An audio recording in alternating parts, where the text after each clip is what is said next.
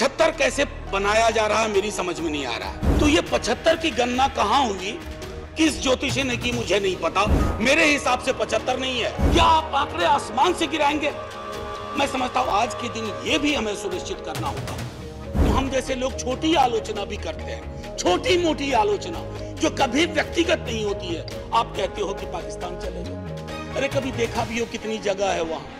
Oath of tennis court का जिक्र जवाहरलाल जी ने इसलिए किया था कि हमारे अंदर वो जज्बा हो। इमारत बनाने बिगाड़ने से इबारतें नहीं बदलनी चाहिए। तो आज के दिन ये मेरी ओर से एक विदाई भाषण भी है अपने दल की ओर से। इस इमारत को, जिस इमारत में हिंदुस्तान की तकदीर लिखी गई,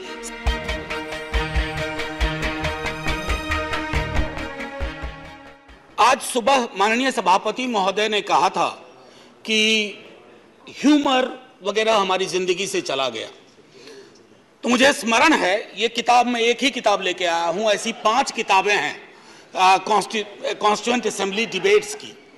तो इसमें सर ऐसी 5 किताबें हैं कॉन्स्टिट्यूएंट असेंबली डिबेट्स। सो माननीय उपसभापति जी, एक मिनट प्लीज। माननीय उपसभापति जी, 75 कैसे बनाया जा रहा है मेरी समझ में नहीं आ रहा है। क्योंकि अगर हम कॉन्स्टिट्यूएंट असेंबली से 75 जोड़े तो 2021 में पूरा होता है, अगर आजादी से जोड़े तो 2022 में पूरा होता है, और अगर पहली लोकसभा से जोड़े तो वो 2027 में पूरा होता है। तो ये 75 की गणना कहां हुई, किस ज्योतिषी ने की, मुझे नहीं पता। मेरे हिसाब से 75 नहीं है, लेकिन 75 वाली फील में अपनी बात रखूंगा। हां, तो माननीय उपसभापति जी, हुआ यूं कि सरोजिनी नायडू जी को बुलाया गया बोलने के लिए संभवतः 11 दिसंबर 1946 को। कम लोगों को यहां पता होगा कि सरोजिनी नायडू जी बिहार से चुनकर संविधान सभा में आई थी। तो उनको चेयरमैन साहब ने कहा कि अब बुलबुले हिंद, नाइटिंगेल ऑफ इंडिया आएंगी, लेकिन कविता में अपनी बात कहेंगी, प्रोज में नहीं कहेंगी। उन्हें थोड़ा बुरा लगा, मजाक में ही सही। उन्होंने कहा कि आपका अब ये व्यवहार, आपका ये कहना अनकॉन्स्टिट्यूशनल है। तो उन्होंने कहा नहीं, फिर भी सुनाना होगा। तो उन्होंने एक चीज सुनाई जो मैं पेश नजर कर रहा हूं माननीय सभापति जी को। सुबह बड़ी बेसब्री से वो कह रहे थे कि ह्यूमर चला गया। तो उन्होंने सुनाया कि बुलबुल को गुल मुबारक, गुल को चमन मुबारक, रंगीन तबीयतों को रंगे सुखन मुबारक। तो ये मैं ये बता रहा हूं कि ये हमारा ध्येय था।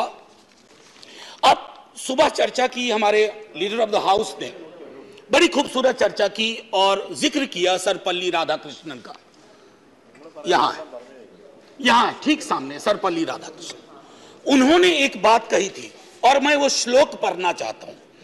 मृदुना दारुणं हंति मृदुना हंत्य दारुणम, मृदुना दारुण हंति मृदुना हंत्य दारुणम, ना साध्यं मृदुना किंचित तस्मात् तीव्रतरं मृदु।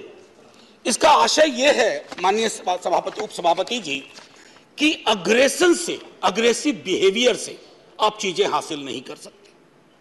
इस देश में मेरे विद्वान साथियों ने उधर से उपलब्धियां गिनाई, हमारे कुछ विद्वान साथियों ने यहां से कमियां गिनाई। मैं दोनों के बीच में चुनौतियां गिनाना चाहता हूं। चुनौतियों की वजह से आज हम यहां हैं, और सिर्फ हम ही नहीं हैं, 140 करोड़ लोगों का यह भवन है, चाहे नया वाला हो या पुराना वाला हो। तो आज के दिन ये मेरी ओर से एक विदाई भाषण भी है अपने दल की ओर से। इस इमारत को, जिस इमारत में हिंदुस्तान की तकदीर लिखी गई संविधान सभा के माध्यम से, और वो तकदीर लिखने वाले संकीर्ण दायरों में नहीं सोचते थे। मैं उस पर आऊंगा थोड़ा 2 मिनट के बाद। माननीय सभापति जी, बहुत चर्चा होती है, 47 में बंटवारा हुआ था इस देश का। बंटवारे के बावजूद उतनी घृणा, उतनी नफरत, पीड़ा के बावजूद नहीं थी। अभी हाल में एक रोमिला जी की किताब आई, वो कहती हैं बड़ी खूबसूरती से, have we moved from integrated nationalism to segregated nationalism? क्या हम एकीकृत राष्ट्रवाद से एक विभाजित, विखंडित राष्ट्रवाद की ओर बढ़ रहे हैं? क्योंकि यह इमारत, इसकी बुनियाद मेलजोल पे है। इसकी बुनियाद में बंटवारे के बावजूद बंटवारा नहीं हुआ। तो मैं हाथ जोड़ के विनती करूंगा, सरकार जरूर बनाइए, अगला चुनाव भी लड़ेंगे, खूब दिल से लड़ेंगे, इंडिया भी रहेगा, भारत भी रहेगा, कोई में से एक चॉइस नहीं है, क्योंकि हमको इंडिया भारत करके जम्बूद्वीप तक नहीं जाना है। मैं सिर्फ इतना कहूंगा कि वो जो मेलजोल की सीमेंट है उसका खात्मा हो रहा है, उसको बचाइए। माननीय सभापति जी, मैं दो व्यक्तियों के मध्य में अपनी कुछ बात रखना चाहता हूं। संविधान सभा में ऑब्जेक्टिव रेजोल्यूशन जवाहरलाल जी लेके आए और संविधान सभा में जब ड्राफ्ट सबमिट हुआ तो बी.आर. अंबेडकर ने वो ड्राफ्ट सबमिट किया। तो मैं सिर्फ कहता हूं, ऑब्जेक्टिव रेजोल्यूशन में बहुत सारी बातें थी, ये प्रस्तावना के बारे में, सॉवरेन डेमोक्रेटिक रिपब्लिक के बारे में काफी कुछ बोल चुके हैं, सॉवरेनिटी गिरवी ना चली जाए, मौलिक अधिकारों के मामले में। हमें आपके पीछे एक तराजू है, वो तराजू हमें लगाना होगा कि मौलिक अधिकार में कहां पहुंचे, सॉवरेनिटी में कहां पहुंचे, डेमोक्रेटिक रिपब्लिक के मसले पे कहां पहुंचे। High flying words don't cover up our failures, let's not look for that. और एक मसला आया, उन्होंने एक जिक्र किया ओथ ऑफ टेनिस कोर्ट। माननीय सभापति जी, फ्रेंच रेवोल्यूशन के बाद जब बड़ी शिद्दत से लोग काम में लग गए अधिकारों पर बात करने के लिए, तो राजा को शुरू में परेशानी नहीं हुई, लेकिन राजा को लगा कि कुछ ऐसा कर रहे हैं जिससे खुराफात की बू आ रही है। उसने क्या किया, दरवाजे बंद करवा दिए। जिस हॉल में वो लोग बैठते थे वो चले गए दूसरे दरवाजे रूम में, उसको भी बंद करवा दिया।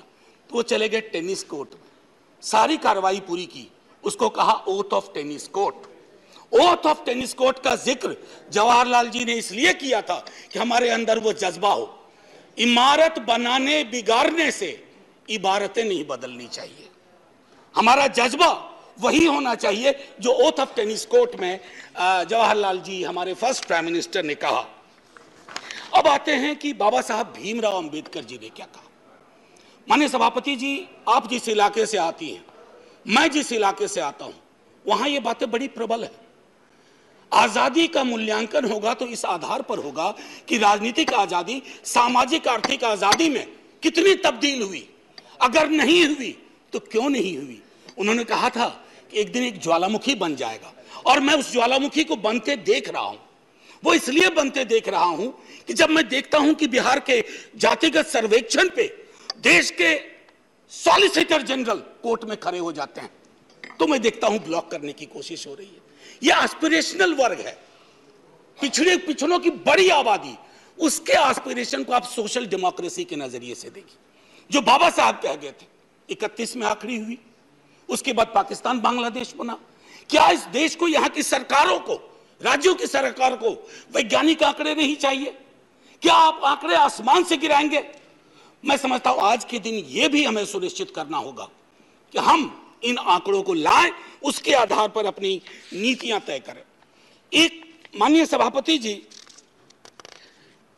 अंबेडकर साहब दो और चीज कह के गए, प्रिवेंटिंग टिरनी ऑफ मेजॉरिटी। मैं बार बार इस सदन में कह चुका हूं कि मेजॉरिटी बेहद आवश्यक चीज है, मेजॉरिटी के बिना सरकार नहीं चलती है, लेकिन मेजॉरिटी और मेजॉरिटेरियनिज्म में फर्क है। यह फर्क अगर हमारी सरकार भूल जाती है तो बहुत बड़ी पीड़ा होती है। जब मेरे मित्र ने कहा, मैं अक्सर देखता हूं हम जैसे लोग छोटी आलोचना भी करते हैं, छोटी मोटी आलोचना जो कभी व्यक्तिगत नहीं होती है। आप कहते हो कि पाकिस्तान चले जाओ, अरे कभी देखा भी हो कितनी जगह है वहां का भूगोल क्या है, इतने लोग नहीं अट पाएंगे। मान लीजिए कि 65% लोगों ने आपको पिछली बार वोट नहीं किया, सबको पाकिस्तान भेज दोगे? ऐसी कोई व्यवस्था होती है? यहीं मेलजुल से रहना है, यहीं मिलकर रहना है। और ये सारी चीजें मैं नहीं कह रहा हूं, खुद अंबेडकर साहब कह के गए थे। मैडम, आपकी तरफ से मैं एक और चीज, एक दो छोटी चीज कह करके, इस देश की एक बड़ी आबादी, सभापति महोदया, मैं आपका सभापति महोदया अभी बिल मत 2 मिनट लूंगा, ज्यादा नहीं, आज पहली बार हैं, इतने नजरिए इनाद कर दीजिए। मैं सिर्फ इतना कहना चाहूंगा कि बेरोजगारी को लेकर के हमारा दृष्टिकोण साफ होना चाहिए। सरकार में आप हो, हम हो, बेरोजगारी हम सबकी पॉलिटिक्स खत्म कर देगा। राइट टू एम्प्लॉयमेंट के लिए हम क्या सोच रहे हैं, और इस देश की एक बड़ी आबादी से देशभक्ति का जो प्रमाण पत्र हम मांगते हैं ना, मैडम वो कहीं चलेगा नहीं। मैं आखिरी चीज कह करके एक सुनाना चाहता था। मैं इसलिए कहता हूं, वो एक घर में 5 सदस्य हैं, उसमें हर 5वां सदस्य उस आबादी का है। अगर उस घर में उस 5वें सदस्य को आप एलिनेट करेंगे, दूर करेंगे, घर कभी महफूज नहीं रह सकता। और आखिरी में मैं साहिर को जाता हूं और वहीं खत्म कर दूंगा, आपको घंटी बजाने की जरूरत नहीं पड़ती। आओ कि आज गौर करें इस सवाल पर। देखे थे हमने वो हंसी ख्वाब क्या हुए, दौलत बढ़ी तो मुल्क में अफलास क्यों बढ़ा, खुशहाली आवाम के असबाब क्या हुए, जो अपने साथ साथ चले कुएदार तक, वो दोस्त वो रफीक वो अहबाब क्या हुए। क्या मोल लग रहा है शहीदों के खून का, क्या मोल लग रहा है शहीदों के खून का, मरते थे जिन पे हम वो सजाए याब क्या हुए। बेकस बरहनगी को कफन तक नहीं नसीब, वो बादा आए अतलसों के मुखाब क्या हुए। जमहूरियत नवाज बशर दोस्त अमन ख्वाह, खुद को जो खुद दिए थे वो अलकाब क्या हुए। मजहब का रोग आज भी क्यों लाइलाज है, मजहब का रोग आज भी क्यों लाइलाज है, वो नुस्खा हाय नादिर व नायाब क्या हुए। हर कूचा शोला जा रहे हर शहर कत्लगाह, यकजहतिया हयात के आदाब क्या हुए। सहराए तीरगी में भटकती है जिंदगी, उभरे थे जो उफक पे वो माताब क्या हुए।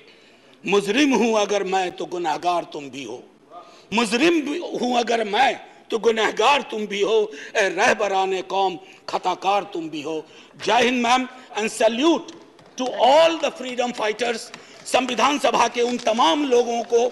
और मैं चाहूंगा कि सेंगोल के बगल में एक बड़ी आकृति में इनकी तस्वीरें वहां लगाई जाएं और हमें प्रेरणा देते रहें।